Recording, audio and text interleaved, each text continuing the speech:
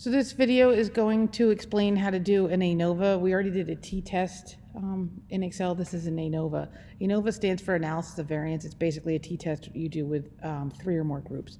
So I've included our plain data, our peanut, and I made up data for brownie, just so you could see it, like brownie filled M&Ms. And I want to see if I could calculate all the descriptive statistics, but I want to know if they're statistically different, even though it really looks like they are since they have no overlapping values. To do this, it's a little different. It's not just a formula. First, you have to go up to here on Excel, data. And you have to, oh, I'm sorry, I lied, tools. So you go to tools, and there's this area down here that says Excel add-ins. If it's grayed out on yours, save your sheet, exit and restart. It's just because if you make any changes on your sheet, it makes you save them before you do the Excel add-ins. When you click on Excel add-ins, it'll probably pop up with these 2 tool packs available. This is analysis. If it doesn't, you can click browse and it'll take you out to the interwebs. You want the analysis tool pack, and you would just click OK. Then you would save and then reopen your file. You will have to close Excel and restart it in order for that to work. Once you do that, you can start actually using the analysis tool pack. So to use the analysis tool pack, for me, I went to, this is my base tab. If I go to data, it's at the end. For some of you, you can get to it up here for data and it'll have analysis down here. But for me, it's over here.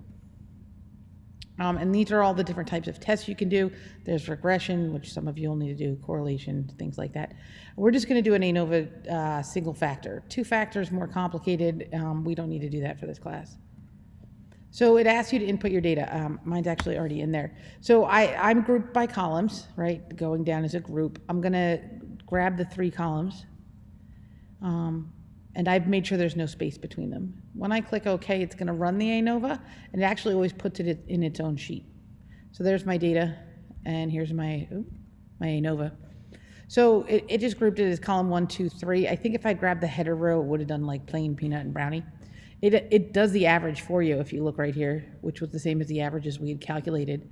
It summed them. It does all these other things. The main thing you need right here, though, and I hope you can see it, is the p-value. Maybe you can see it more clearly up on the function bar. It's to e to the negative 7. It's so significant that it's 0.000002, which is way less than 0.05. So this is statistically significant. To say which one statistically are the most, you go back to this, you can see what the averages are, right? 16, 7, and 9.5.